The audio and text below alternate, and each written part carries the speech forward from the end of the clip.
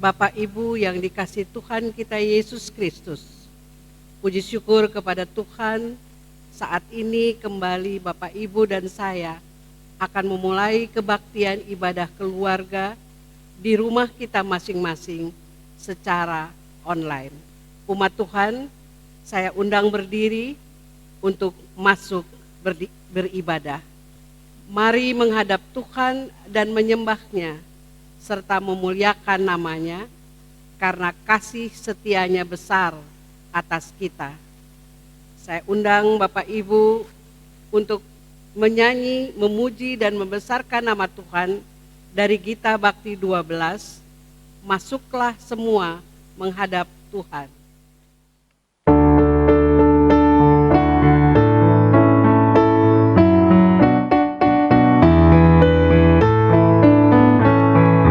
Masuklah semua menghadap Tuhan, sujud di hadirat-Nya. Marilah rendahkan diri dan hati di hadapan tahtanya. Dalam kekudusan dan kebenaran, sujudlah kepada-Nya. Muliakan Tuhan, sorak sukacita ini dan selamanya.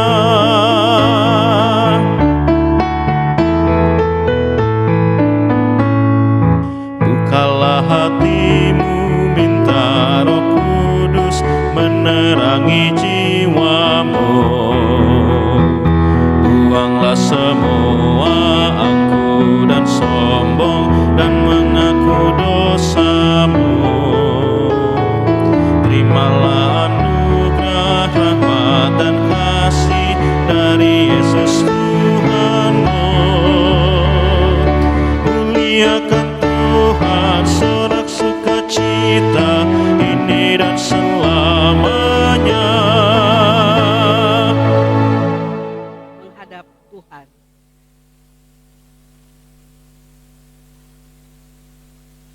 Kita masuk dalam doa pembukaan. Allah Bapa, dalam Tuhan kami Yesus Kristus, kami bersyukur kepadamu atas kesempatan untuk menghayati persekutuan keluarga di rumah kami masing-masing secara online untuk memahami firman-Mu. Kuduskanlah ya Tuhan awal kebaktian ini maupun selanjutnya. Dalam nama Yesus kami berdoa. Amin.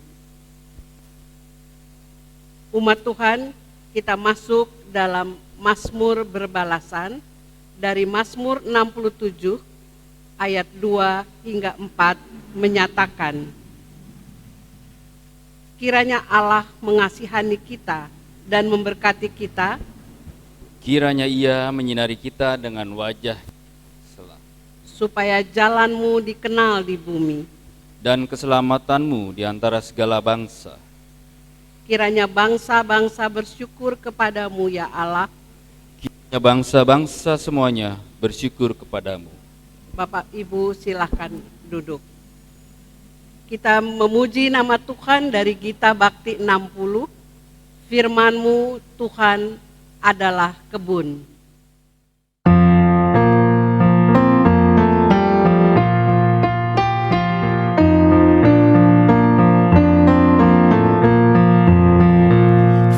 Firman-Mu Tuhan adalah kebun penuh kembang, yang datang ingin memetik bersuka dan senang. Firman-Mu tambang yang penuh permata mulia,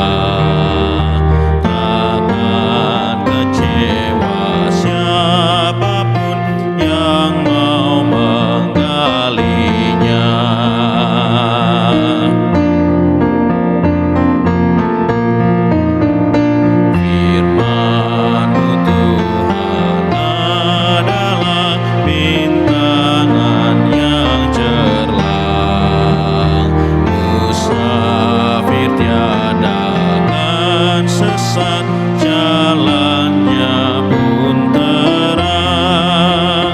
Ya Tuhan, buat firman-Mu menjadi tambangku, menjadi taman yang permai dan bintang penutup.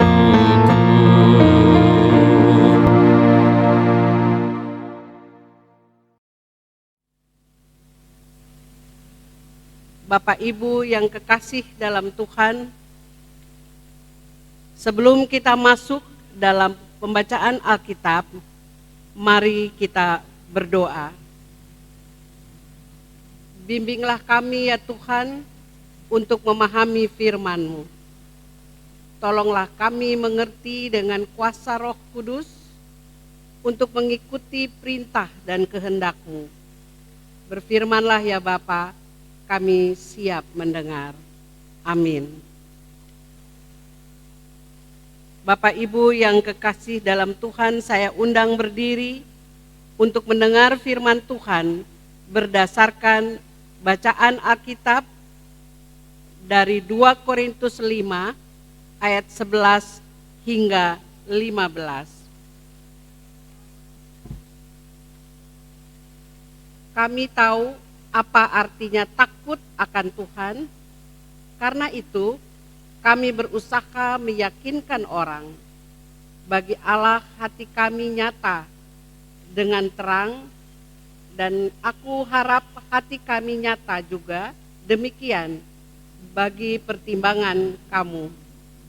Dengan ini kami tidak berusaha memuji-muji diri kami sekali lagi kepada kamu, tetapi kami mau memberi kesempatan kepada kamu untuk memegahkan kami, supaya kamu dapat menghadapi orang-orang yang bermegah karena hal-hal lahiriah dan bukan batinia. Sebab jika kami tidak menguasai diri, hal itu adalah pelayanan Allah, dan jika kami menguasai diri, hal itu adalah kepentingan kamu. Sebab kasih Kristus yang menguasai kami, karena kami telah mengerti bahwa jika satu orang sudah mati untuk semua orang, maka mereka semua sudah mati.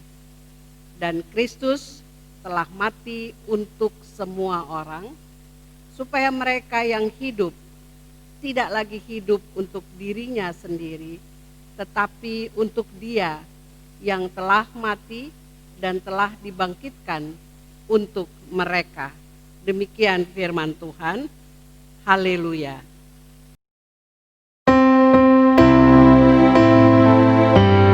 Haleluya, haleluya, haleluya.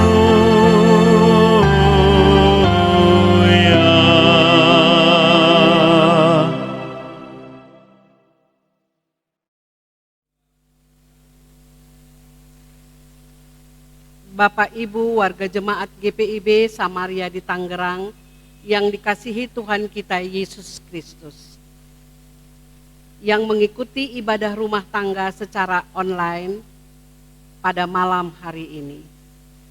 Tema perenungan firman Tuhan kita pada malam ini ialah hidup berguna bagi Tuhan, yang didasarkan pada 2 Korintus 5 ayat 11 hingga 15 yang telah dibacakan setiap kita. Bapak, Ibu, Saudara yang terkasih dalam Tuhan, latar belakang kitab 2 Korintus ini menjelaskan bahwa sebagian besar jemaat di Korintus telah berbuat dosa dan mereka telah bertobat. Namun ada beberapa guru palsu, pemimpin dari kelompok minoritas yang memberontak, berusaha untuk meremehkan otoritas Paulus dan menggoyangkan mereka dari pesan firman yang telah Paulus bagikan. Bapak Ibu yang kekasih, Paulus sadar ia pernah melakukan kejahatan ketika memimpin kelompok yang menindas para pengikut Yesus untuk menggagalkan pekerjaan Tuhan.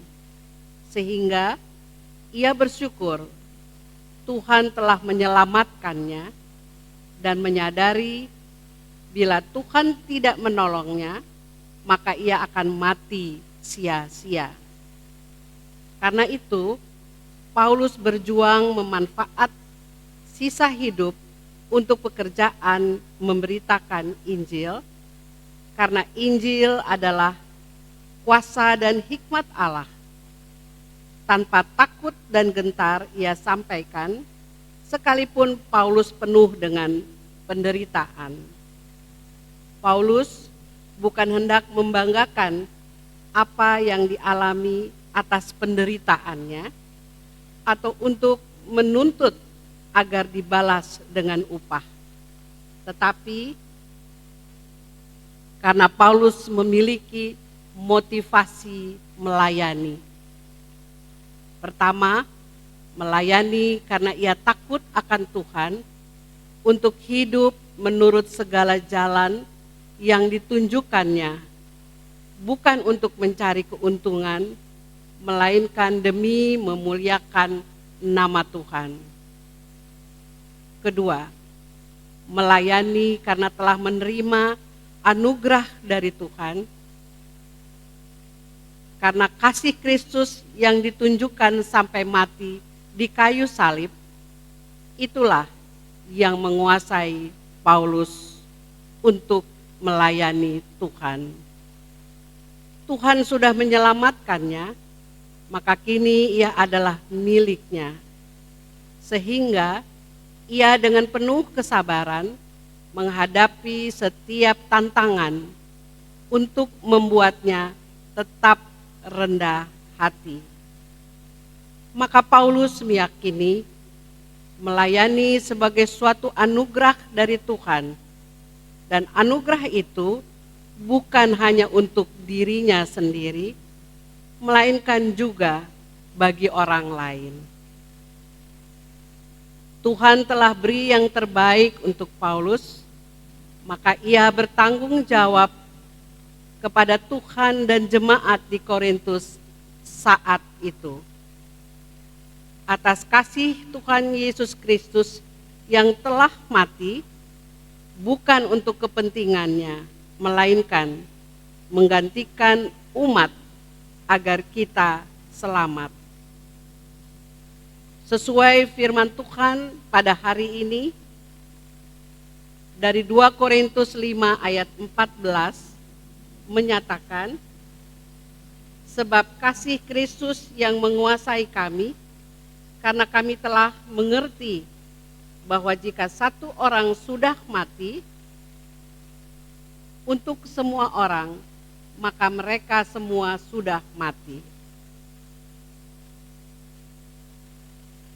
Yesus mengalami kematian yang seharusnya dialami oleh Bapak, Ibu, dan saya sebagai umat yang berdosa. Membuat Paulus bangga atas penderitaannya, walaupun ada orang yang menganggapnya tidak waras. Bapak Ibu yang terkasih dalam Tuhan, saya akan memberi sebuah ilustrasi dari sebuah cerita tentang burung elak dan tawon. Di suatu pagi yang cerah, seekor burung elang mengamati kegiatan segerombolan tawon yang sedang sibuk membuat sarang, dan tampak seekor tawon terbang hinggap di antara bunga-bunga hutan yang mekar. Sambil menghisap sari madu, kemudian terbang kembali ke dahan, memberikan sari madu ke sarangnya. Karena penasaran dengan kegiatan tawon, maka sang elang bertanya, "Hai tawon kecil, Untuk apa kalian repot membuat sarang sebesar itu? Umur tawon kan sangat pendek, kenapa harus susah-susah bekerja?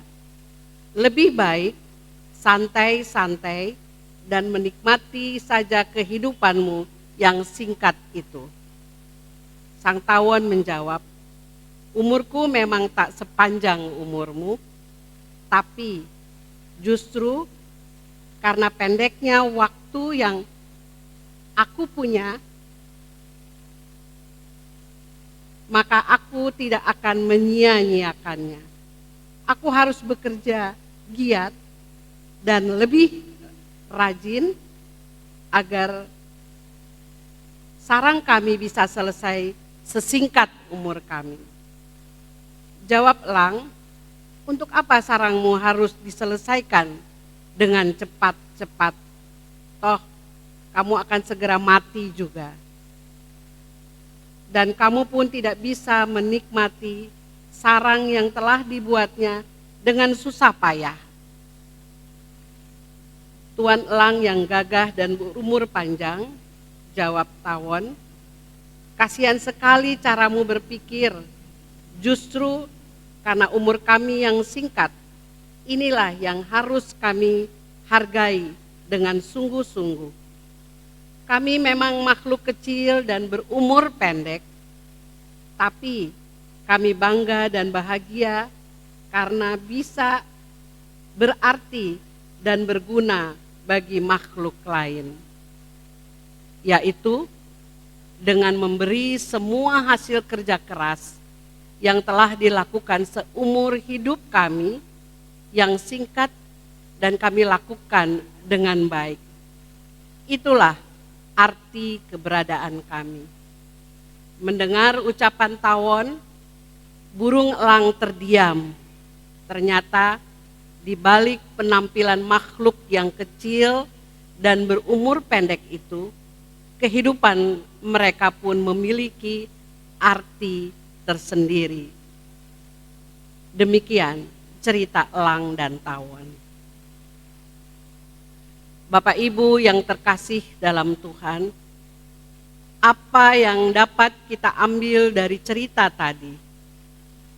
Cerita tadi menjelaskan arti motivasi hidup yang bermanfaat, benar, baik, dan bertanggung jawab dapat terlihat dari apa yang kita kerjakan. Mengajarkan kita Bapak, Ibu, dan saya bahwa bila motivasi dalam pelayanan hanya untuk kemuliaan nama Tuhan, maka kita tidak akan kecewa bila orang lain melecehkan perbuatan baik yang sudah kita lakukan. Seperti tawon. Kedua, bila motivasinya untuk dihormati, maka kita tidak akan mau lagi melakukan sesuatu yang baik karena tidak dihargai dan tidak diberi upah. Seperti elang yang hidup dengan perhitungan untuk mencari kesenangan pribadi. Itulah kehidupan yang ada dalam kehidupan Bapak, Ibu, dan saya. Dalam memberikan kesaksian kuasa Tuhan yang besar, memang banyak hambatan dan tantangan.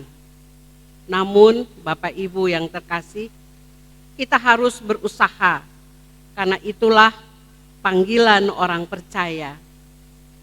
Kita telah diberi hidup yang berarti oleh Tuhan, jadi hendaknya kita tunjukkan penghargaan atas perbuatan Tuhan dengan meneruskan pekerjaannya di dunia ini. Seperti ilustrasi tadi, tawon tidak mendengar saran elang karena ia tahu ia berbuat yang baik bagi makhluk lain, menunjukkan dan menjelaskan pada kita untuk menjadi contoh yang baik kepada orang lain atas apa yang kita lakukan di dalam pekerjaan Tuhan, agar orang lain melihat dan menyaksikan untuk dapat meniru hal yang baik dan mengikutinya. Melalui sikap hidup kita, Bapak, Ibu, dan saya yang berkenan di hadapan Tuhan. Karena Allah menegaskan bahwa setiap orang percaya adalah hamba yang harus melayani, dan Tuhan sendiri telah membuktikan, memberikan teladan datang ke dunia untuk melayani dan memberikan hidupnya untuk keselamatan kita, Bapak, Ibu, dan saya, umat manusia yang berdosa. Mengingatkan kita, Bapak, Ibu, dan saya, bahwa kehidupan kita sebagai orang percaya sudah seharusnya menjadi kehidupan yang berguna bagi sesama, untuk kemuliaan namanya, dan bukan lagi untuk diri kita sendiri. Sesuai firman Tuhan hari ini pada ayat 15 menyatakan, dan Kristus telah mati untuk semua orang, supaya mereka yang hidup tidak lagi hidup untuk dirinya sendiri, tetapi untuk Dia yang telah mati dan telah dibangkitkan untuk mereka. Bapak, Ibu yang terkasih, sepantasnya kita memanfaatkan hidup ini untuk pekerjaannya. Pekerjaan Tuhan tanpa menimbang ataupun memperhitungkan keuntungan di dalamnya. Ada orang tergerak untuk melakukan kebaikan, menunjuk kepedulian bagi mereka yang lemah dan tak berdaya. Sayangnya, khusus di tengah situasi bencana, kepedulian tak jarang menjadi komoditas persaingan untuk menonjolkan keunggulan masing-masing. Padahal tanpa disadari, oleh ketulusan, kepedulian kita menjadi sia-sia. Terlebih lagi jika motivasi melayani sekadar mencari eksistensi diri, pujian, bahkan keuntungan, saat pamrih yang diharapkan tidak diperoleh, kita berhenti berbuat baik karena kecewa dan merasa rugi. Rasul Paulus menekankan kepada jemaat di Korintus bahwa memiliki karunia roh, melayani tanpa mempunyai kasih, itu tidak berguna. Karena karunia rohani dapat memenuhi kehendak Allah hanya jika dikendalikan oleh prinsip kasih. Maka kita harus melayani dengan kasih, karena kita telah memperoleh lebih dulu untuk melayani dengan tulus dalam menolong, menghibur, dan memberkati orang lain. Oleh sebab itu, selama Tuhan masih memberikan kita kesempatan hidup, maka berilah yang terbaik untuk Tuhan dengan melayaninya sungguh-sungguh. Marilah kita atur cara hidup yang berkenan di hadapan Tuhan bagi sesama, agar hidup kita berguna bagi Tuhan. Sebab kasih Kristus yang menguasai kami, karena kami telah mengerti. Jadikanlah hidup kita berguna bagi Tuhan. Amin. Bapak Ibu, mari kita merespon firman Tuhan dari Gita Bakti 245, hidupku disentuh oleh kasih Tuhan.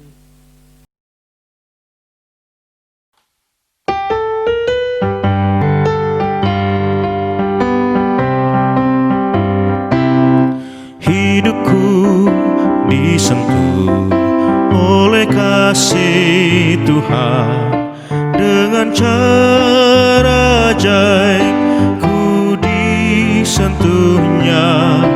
Giranglah hatiku walau aku cemas, ku disentuh oleh kasih-Nya.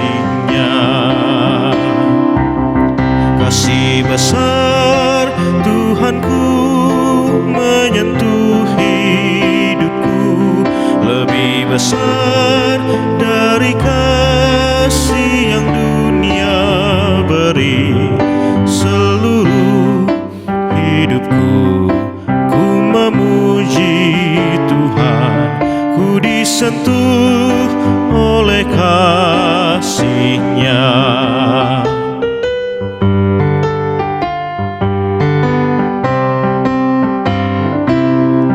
Hidupku disentuh oleh kasih Tuhan, bagiku nyatalah dalam firman-Nya. Selamanya ku tetap berpegang padanya, ku disentuh oleh kasih-Nya. Kasih besar Tuhanku menyentuh hidupku, lebih besar dari kasih yang dunia beri. Seluruh hidupku ku memuji Tuhan, ku disentuh oleh kasih-Nya.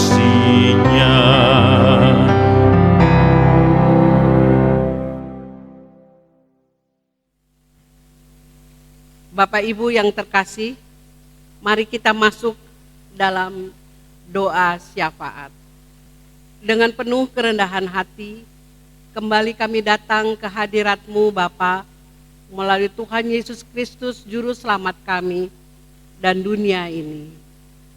Kami bersyukur kepadamu untuk firman yang kudus yang telah kami dengar bersama dalam ibadah keluarga malam hari ini secara online. Kiranya firman ini dapat menguatkan iman dan percaya kami dalam perjalanan hidup kami sebagai orang yang percaya kepadamu. Ajarkanlah kami untuk mengerti kasih dan karya Tuhan dalam membimbing dan menuntun kami melayani-Mu. Mampukan kami Tuhan untuk menerapkan firman yang telah kami dengar malam hari ini, agar menjadi pedoman dalam kehidupan kami. Kami berdoa bagi setiap keluarga yang dalam pergumulan, kiranya Tuhan hadir menolong anak-anak-Mu ini, baik yang sakit, baik yang sedang mencari pekerjaan dengan situasi kondisi pandemik saat ini. Juga bagi anak-anak yang sedang menempuh pendidikan, bagi anak-anak yang menunggu pertolongan Tuhan untuk memperoleh pasangan hidup. Ajarkanlah kami patuh Bapa dalam aturan-aturan yang telah ditentukan pemerintah untuk mengatasi COVID-19 ini. Kami juga berdoa bagi hamba-Mu Ibu Pendeta Sandra Sormin Sihasale dalam peran dan tanggung jawab sebagai Ketua Majelis Jemaat di Gereja Samaria Tangerang. Kiranya Tuhan memberkati pelayanan dan kehidupan keluarganya. Begitu juga dengan hamba-Mu, Pendeta Choi Huyong, dalam pelayanan dan kehidupan keluarga. Berkati para presbiter dan PHM berserta keluarga dalam pelayanan dan kehidupan keluarga. Berkati persekutuan jemaat Samaria agar menjadi teladan dalam kasih-Mu melalui setiap bantuan berkat-Mu. Dengan adanya pandemik ini, kiranya Tuhan menguatkan dan memberi hikmat dengan hati yang bijak bagi pemimpin negara ini dalam mengatasinya. Berkati situasi negara saat ini Bapa. Berkati setiap penunjang ibadah ini secara online yang boleh berjalan dengan baik. Kiranya Tuhan menyempurnakan pelayanan anak-anak-Mu sehingga berkenan di hadapan-Mu. Inilah doa kami pada malam hari ini dalam nama Yesus yang telah mengajar kami berdoa bersama. Bapa kami yang di sorga, dikuduskanlah nama-Mu, datanglah kerajaan-Mu, jadilah kehendak-Mu di bumi seperti di sorga. Berikanlah kami pada hari ini makanan kami yang secukupnya, dan ampunilah kami akan kesalahan kami, seperti kami juga mengampuni orang yang bersalah kepada kami. Dan janganlah membawa kami ke dalam pencobaan, tetapi lepaskanlah kami daripada yang jahat.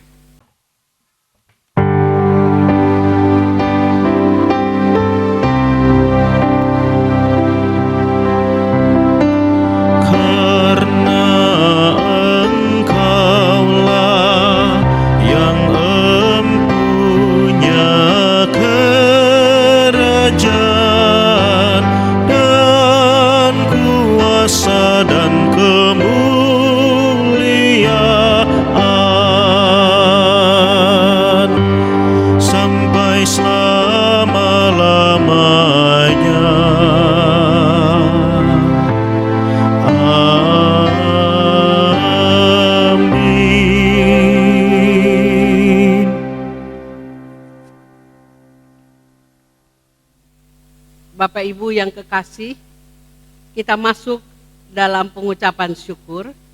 Marilah kita menyatakan syukur kepada Tuhan dalam ibadah ini dengan memberi persembahan kepadanya sambil mengingat kata Alkitab 2 Korintus 9 ayat 8 yang menyatakan, dan Allah sanggup melimpahkan segala kasih karunia kepada kamu, supaya kamu senantiasa berkecukupan di dalam segala sesuatu, dan malah berkelebihan di dalam pelbagai kebajikan.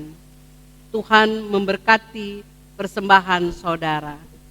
Kita memuji Tuhan dari Kidung Jemaat 289, Tuhan Pencipta Semesta.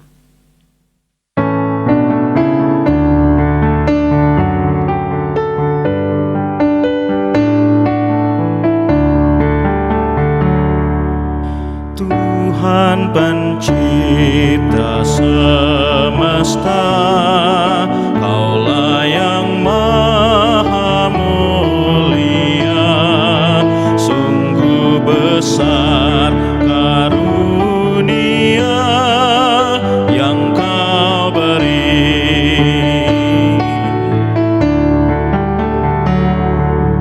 Pemberian kami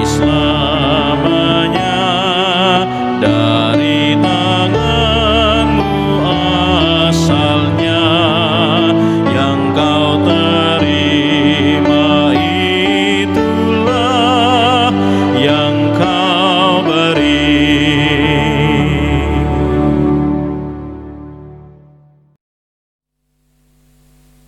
Bapak Ibu yang terkasih, saya undang berdiri, kita masuk dalam doa persembahan secara berbalasan.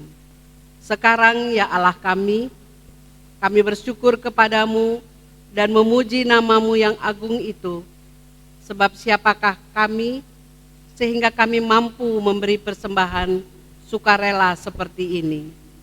Sebab daripadamu lah segala-galanya, dan dari tangan-Mu sendirilah persembahan yang kami berikan kepadamu. Amin.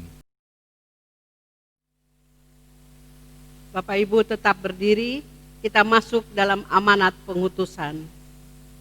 Umat Tuhan, pergilah, beritakanlah Injil melalui hidup dan kerjamu sehari-hari berdasarkan firman Tuhan yang telah kamu dengar. Kita memuji Tuhan dari Gita Bakti 226, hidup yang jujur.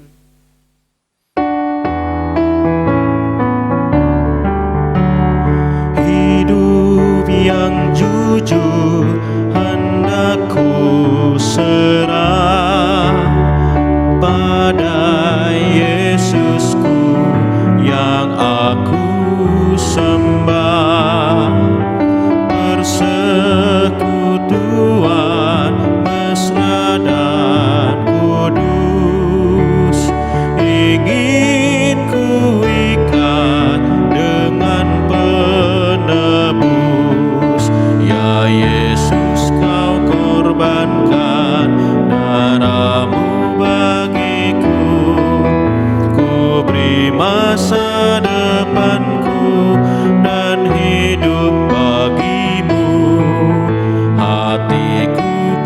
serahkan menjadi tahta-Mu.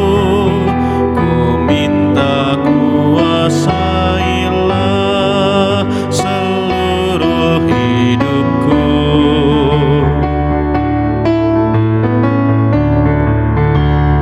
Di mana-mana setiap kerja kan ku lakukan demi nama-Nya, rela menanggung sengsara pedih.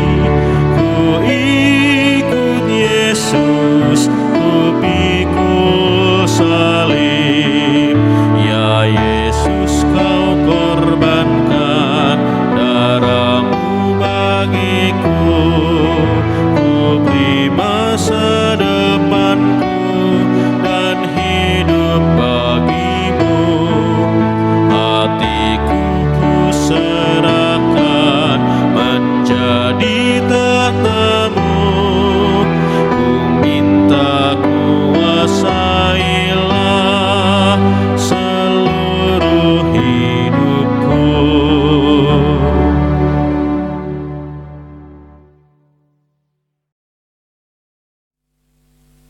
Arahkanlah hati dan pikiranmu kepada Allah dan terimalah berkat-Nya.